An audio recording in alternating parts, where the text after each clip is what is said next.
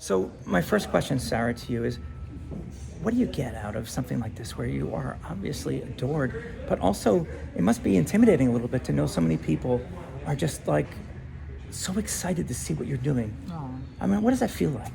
Well, I am incredibly grateful. First off, I was incredibly grateful to be here tonight among family, to be here with people who are heroes to me, to be in conversation with them and to spend some time with them. I am grateful to have the opportunity to serve in Congress, and I think about every responsibility that comes with that every single day. Obviously, first and foremost, the responsibility of my constituents, but I think about the unique responsibilities that come with being a first, and that it is important that while I may be a first, I'm not the last, and to do the work every single day in a way that hopefully makes Delaware proud and creates pathways for others to do the same. You're quoting Kamala Harris in her inauguration address. I may be the first, but I'm not going to be the last. Yeah. In a private conversation, you shared with me how Jackie Robinson was an inspiration for you. Would you tell my readers at the Washington Blade why that is so?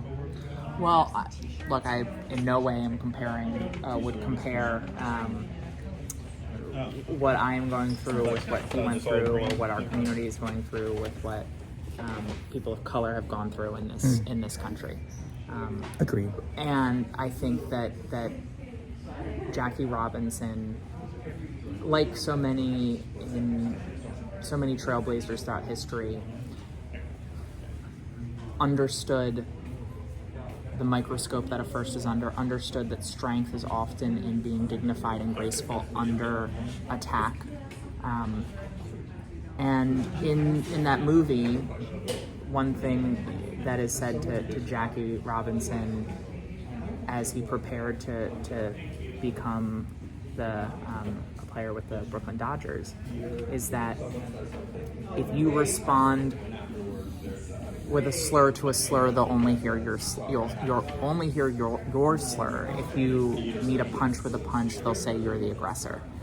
And I think that is true in a lot of circumstances, and it has informed the way I and others have conducted ourselves, I think, if in the position of being a first. He said, you want me to not be man enough to fight back? And his owner said, not owner, but the ball club's owner said, I want you to be big enough not to fight back. Who guided you in coming to this understanding? I met your parents at the book event in 2018.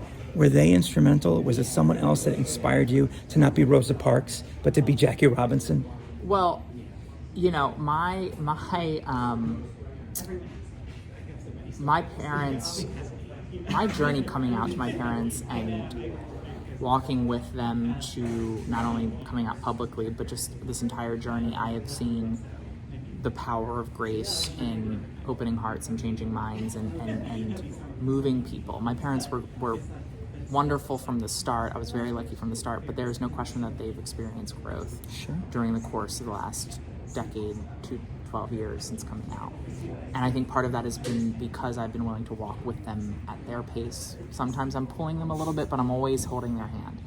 I'm always within arm's distance. I think, people like Marquis Singh and Jenny Boylan, to me, the sort of compassion and care and thoughtfulness and the calmness that they approach all of their work with serve as models for me. But I always said during the course of the campaign, whenever I was talking with trans folks, and people were, during the course of the campaign, very, very supportive of this approach when I said it, which was, they're going to throw things at me, and my job will be not to give them a response they seek. They will misgender me, and my job will be not to respond in the way that they hope I will respond. And people seem to understand that in the abstract. I think it's harder in the reality when you're seeing it, because when you are a first, people viscerally feel your highs, but they also viscerally feel the lows. And I think it's understandable that when people see behavior toward me in Congress, they feel it themselves. And so it hurts, and I get that, and I am sorry that there is that effect. But it doesn't change the need for me to, I believe, not give them the response they want, not incentivize that behavior by giving them that response, and to give an alternative view of who trans people are to the public, because we have been caricatured by the right as self-obsessed, as hysterical, as the quote-unquote pronoun police. Yeah. And The alphabet people. And I think it is important for us to have a broader diversity of messages, messengers, and images of who trans people are. Last question, because I know I'm over time. I think I read this in some of the articles. The New Republic article was just so Beautiful. wonderful. Beautifully done. Tell me how Andy stays with you throughout this. Well, I think about it every day. Of course. And We're both widows, we know. Yeah, yes. And, you know, he was both principled and pragmatic in the way he sought to create change. And I have always sought to emulate that and reflect that approach.